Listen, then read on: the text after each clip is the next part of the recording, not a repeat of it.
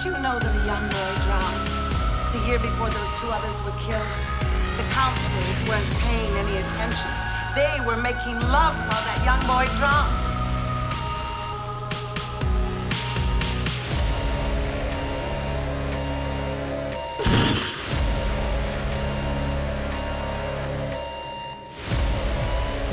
His name was Jason.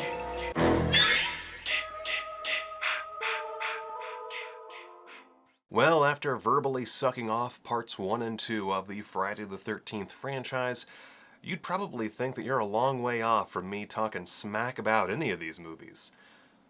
Well, you'd be wrong. Kinda. While I don't consider this very special 3D event to be the nadir of the series, it is a film that strikes me as very conflicting looking back. On the one hand, of course, it provides Jason with his trademark hockey mask, courtesy of that doomed dipshit Shelley, while also giving us quite a bit of graphic violence and a chase scene that just won't quit. On the other hand, it's kinda stupid. Woo! This feels good! I think the best word to describe Part 3 is offbeat, both in the sense that it's an offbeat movie, and also it's just kinda offbeat, man. After Frank Mancuso took over as CEO of Paramount Studios, it was decided to add a third dimension to the Friday the 13th series. Friday the 13th, Part 3, in 3D. A new dimension in terror. Steve Miner returned as director, got himself a fancy Lumicrane to add even more dynamic qualities to his shots, and of course Richard Brooker was brought in to play Jason, here for the first time played by the same actor for the entire film. Honestly, that last bit is arguably more important than the mask. Jason's physicality here gets a huge upgrade. He's big and imposing, of course, but he carries a Frankenstein's monster-esque stiffness that really just works for the character and would go on to influence all future Jason actor performances. I'll say it right now though, upon rewatching, this might actually be one of my favorite Jasons. Obviously I need to rewatch them all to be sure, but Brooker just brings so much to this character. Beyond these qualities though, I've always been very hard on Part 3. It's just kinda sat there, ugly looking, with characters I couldn't stand, and an ending that left me frustrated time and time again. Shelley is the absolute worst, not only because he's an annoying loser, but because his being here is predicated on his roommate thinking that setting him up with a pretty friend and inviting him to a weekend in the country is even close to a good idea, which, I mean, look, I was a loser in high school and in college, and I can tell you right here, right now, no one was inviting me anywhere, and I didn't have half of Shelley's I did not have 80%, 25, 13% of Shelley's problems. I was a weird kid. Would you be yourself if you look like this? The rest of the characters are certainly not as frustrating as Shelley, but they mostly range from cartoonish to forgettable, with very little room in between. Final girl Chris is a good idea done with the subtlety of a turd loudly plopping into a toilet bowl. What would a weekend in the country be without sex? Cool it, Andy. Didn't mean it that way. Look, you guys, I want you to have a good time this weekend. What happened to me at the lake happened a long time ago. And if I'm being totally honest, her weird rape plot with Jason is very much not only out of nowhere, but does not fit the tone of this film at all, and is part of that kind of offbeat nature that I was talking about. Like, what the fuck was the deal with that? Oh, and have you ever listened to the TV that Edna's listening to early in the film? Just really pay attention.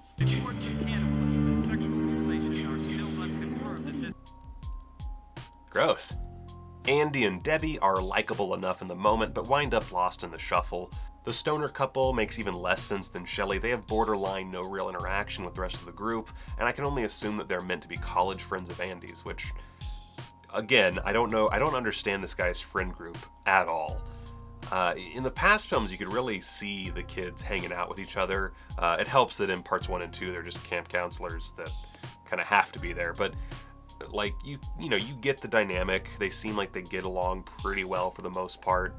Like, it's a pretty well thought out group of characters, especially part 1. Part 1 has the most just human characters of the entire franchise, and really that's one of the best aspects to it, is that they are people, and you enjoy watching them. Here, they're really, aside from some exceptions I'll get into later, they're not enjoyable. They're just a bunch of fucking assholes. Oh, and the bikers. Ali and his gang provide for some added conflict and gore, but they also add to the cartoonish tone that makes this entry stick out like a sore thumb. They're just slightly too caricaturish, and that really kills the vibe for me. Between them and the stoner couple, I don't think there's another film in the series that gives in more to just lame, lazy stereotypes. Add to that, the excuses for 3D are just laughable. They're a pretty equal measure of good and bad, but with the bad really sticking out. God, oh my God, I just made a pun. When Jason is coming at the camera and he falls down, the handle's in the air, that's great. This is not. Look what you're doing to them. You know I work very hard around here trying to keep up with you and all your... There's just a lot of dumb bullshit 3D gimmickry in this that doesn't work for me. I'm sure if you're a fan of 3D, it's not as bad. If you have a 3D TV, you can actually watch the damn 3D now. Probably also not as bad. Yeah, I'm not a fan of the 3D gimmick in this for the most part. There are some good shots, don't get me wrong. The handstand death for Andy is fantastic. The spear gun death is really solid. That's a fun death. And... oh, and the eye-popping death. The eye-popping death is pretty fucking great. So, you know, those 3 deaths, really good. Otherwise, fucking, who cares? I appreciate that Frank Mancuso really shepherded this series under his watch, but his need to add a 3D gimmick to a property did not do this series any favors. Although maybe it did. This movie made a lot of money and made the way for part 4, so fucking, what the fuck do I know? I'm a guy on YouTube. I don't know shit. I made a movie on VHS in the year of our Lord 2019. I don't know dick about success. The lake is less a lake than a gross, glorified pond. The idea that these two went and had a romantic swim there is ridiculous. That shit looks gross. Even this attempt at a beautiful shot at the end looks murky as all get out. And look, before you get on about me, yes, I understand. They moved the production to California, and they had to make a lake, and they made a man-made lake, and that's what they had, and they did with it what they could. And beyond that, they had a shitload of other production problems. Like, I get it. This was not an easy shoot. Working with the 3D cameras was a nightmare. It was a pain in the ass. But still, they had to create a lake. That's what we got. It looks like shit. And it looks like they're in California. And I can't get over how awful the locations are in this. I mean, and just gonna throw this out there, maybe, if you need a lakeside location, shoot somewhere that has a fucking lake. Also, just being honest here, being real with you. A big part of Friday the 13th's appeal was that northeastern feel, and this is an East Coast franchise, and losing it really took something important from the whole series. California just isn't a great look, and the series would at least feel slightly more at home when the production moved to Georgia for part 6 and Alabama for part 7. And you know what? The Texas locations for the remake also work for me. Just not fucking California. Like, I mean, Salt Lake City would work better for this goddamn franchise. And that ending, good lord. Talk about running out of ideas. While part 2 certainly aped on part 1's finale, it distinguished itself just enough to not call too much attention to that fact. But part 3 just takes part 1's ending and just makes it look super lame, laughable, and worse yet, it doesn't make any fucking sense. A, why is Mrs. Voorhees in the water? B, I know I'm counting, but still, fuck you. B, why would Chris know about her? If this is a dream sequence, then she must have some previous understanding of who Mrs. Voorhees is, but she shouldn't. She has no reason to. At least with Alice in the first film, she has this idea of, oh yeah, there was this kid who drowned in the lake. I'm not sure how she knows he was a mongoloid, but still, like, come on.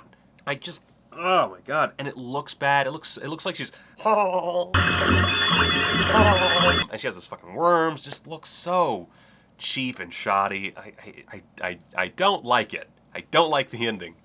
And the original ending they shot, It features a mask that Sam Winston made, which admittedly I actually really like the mask used in this film to represent Jason's face. I think his face looks great in this movie. I think it actually, as far as the actual face goes, might actually be my favorite Jason. That's a great Jason face.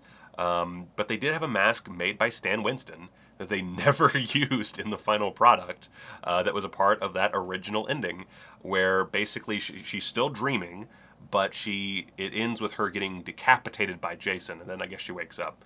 And that sounds like a much better ending than this piece of shit. Also, no Mama Worm face. Win-win. Everybody wins. It's a great time. Now, having said all that, upon revisiting Part 3 in all of its new 4K scan glory, it's actually not too bad. No. I had forgotten that while Chris's story is pretty short-sighted, silly stuff, she's actually very likable, and her would-be beau Rick is actually very charming, and he provides quite a bit of eye candy for certain portions of the audience. Hubba hubba. I realize I'm just a dumb country boy and my feelings really don't matter. The cinematography is also much less god-awful than I remember, perhaps partly due to this at times pretty gorgeous 4K scan. But seriously, the scan is great. It's still one of the weakest looking installments, but when the 3D camera work isn't working against itself, there's a lot of solid compositions and a good use of color. I'm also assuming that the reason there's so much dirt and bullshit on the lens throughout like the entire film is because you basically have multiple pieces, like multiple lens working at the same time, and it was just a pain to keep them clean. Again, I know this was a very troubled production, so I assume they just, were so out of it and like constantly dealing with issues that they didn't remember to clean every piece of optics in their setup. I don't know what the deal is, but it's a very dirty looking movie. I think that takes away a bit too. It just looks very cheap because of that. Anyway, it's perhaps a little too colorful at times in keeping with that offbeat cartoonish feel, but still it's a far more dynamic production than what I remembered. Keeping in line with the camera work, I think what most surprised me on this watch was just how much I enjoyed the final chase sequence. Once Chris is alone, discovering bodies and being attacked by Jason, Steve Miner really shines as a director and crafts a far better chase than in Part 2, which itself decimated the kinda lame duck Alice vs. Pamela Voorhees scenes in Part 1. Here we get atmospheric, strong winds, a body hurled through a window, a heart-stopping entrance from Jason, a game of cat and mouse that gives both our heroine and villain ample time to shine. There's tons of ground covered, going from outside into the house, hiding in a closet, lots of fighting back, an attempt to escape via van fumbled thanks to those damn fucking bikers. And finally, a nerve-wracking final confrontation in the barn wherein Chris gives Jason his trademark mask notch thanks to a well-placed axe. Now, taken out of context of its predecessors and ignoring its god-tier follow-up, Part 3 is a silly slice of dumb fun that happens to suggest that Jason is a rapist who kills a pregnant woman. We would have been there already if some people didn't have to go to the bathroom every 5 minutes. That's what happens when you're pregnant. But let's just ignore all of that and enjoy the fact that if there's one film in the franchise that fits the conventions associated with it, then it's Friday the 13th Part 3. And I guess in the end, that's what makes it so unique. That's its thing. Sure, you can talk about the 3D and the mask, but really, this is the entry that best exemplifies the cliches and tones people unfamiliar associate with Friday the 13th. It's a bunch of dumb stereotypes in the woods, getting killed by a hockey mask wearing killer with very little else going on. And sometimes that's just what you need. Oh fuck, I forgot that, I guess there's no camping, like there's no like counselors. I guess people associate yeah, fuck it. So, the Blu-ray. Nothing too crazy here. So if you open this sucker up, you can see that you have that poster, which I remember this poster so well because it was on the VHS cover that I saw in Blockbuster all the time. The Blockbuster where I lived had all the Friday the 13ths on a series of shelves, and they all had this type of poster artwork, and they stuck in my memory for a long time. On the other side, you have the more 3D artwork, which does look a little silly. and cartoonish, which, hey. And as someone in my YouTube comments pointed out, and I had noticed this too, but I hadn't really thought about how cool it is until they mentioned it. But all of these have, even like for all the movies that have alternate artwork for the covers, for the inserts, they also, the back has alternate screenshots as well. So that's actually pretty cool. That said, I'm just going to keep it on the old artwork. I'm not a huge fan of this artwork, but, you know, it's cool, and I'm glad it has actual alternate artwork, as opposed to some of these discs. As far as the actual extras go, nothing new. The real extra here is getting the film in proper 3D. However, there's no option for the old school red and blue 3D, which I find a little bit frustrating. I feel like that's something that should be in there. I don't know why that would not be a part of it. Brian sent me My Bloody Valentine 3D, and I was watching it with the 3D glasses just to see if it like worked as well as I remembered, and it works really well. Like, I could watch a movie like that. I wouldn't do it a lot because I would get a headache, but it works out okay. I don't know why that's not an option in this set. I feel like that would have been the real cherry on top, but instead you need a 3D TV or monitor and player to be able to actually watch the 3D version, which is frustrating because I don't actually know a lot of people who have 3D TVs, so that's a weird choice for Scream Factory. Other than that, you know, the soundtrack is restored. It sounds much better than it did before, I think. You know, I'm basing this on memory. I know that I looked up the Blu-ray review on Blu-ray.com for the previous release, and it did not give great scores to the audio. This sounds really good to me. I think it is a really solid track, but I'm also not the audio expert by a significant margin. That's why I don't bring up audio that much in my reviews. It's just not something I'm tuned for, unfortunately. Sounds disgusting. Anyway, so nothing new. All the extras are carried over. Some of them are on the bonus disc, as we discussed in the first entry of this series. But as far as the stuff we get in this set, we do get audio commentary with actors Larry Zerner, Paul Kratka, Richard Brooker, and Dana Kimmel. And they are fun to listen to. It's a pretty solid track. A lot of reminiscing, a lot of trying to remember stuff. Richard Brooker seems like a really charming fella. R.I.P. And yeah, I think it's a pretty solid track to listen to if you haven't already heard it via the other discs. If this is your first time with Friday on Blue, then I highly recommend that commentary. It actually, not only was it really fun to listen to, but it also helped with my realization that Part 3 is actually much better than I ever gave it credit for. Beyond that, we get Fresh Cuts, which is just a 12-minute behind-the-scenes featurette about the film, interviews with the 3D supervisor. I think Larry Zerner's in there, a few different people. It's perfectly good. It tells you about the movie. It's not too in-depth, but in-depth enough, I guess. I could have used some new features on this one. I feel like there's probably more to explore, but whatever. At least they carried over all the special features. That's something. Lost Tales from Camp Blood Part 3 is a hair under 5 minutes. It picks up in the house from the first short, and it features a murder by the guy who's not Jason. So that's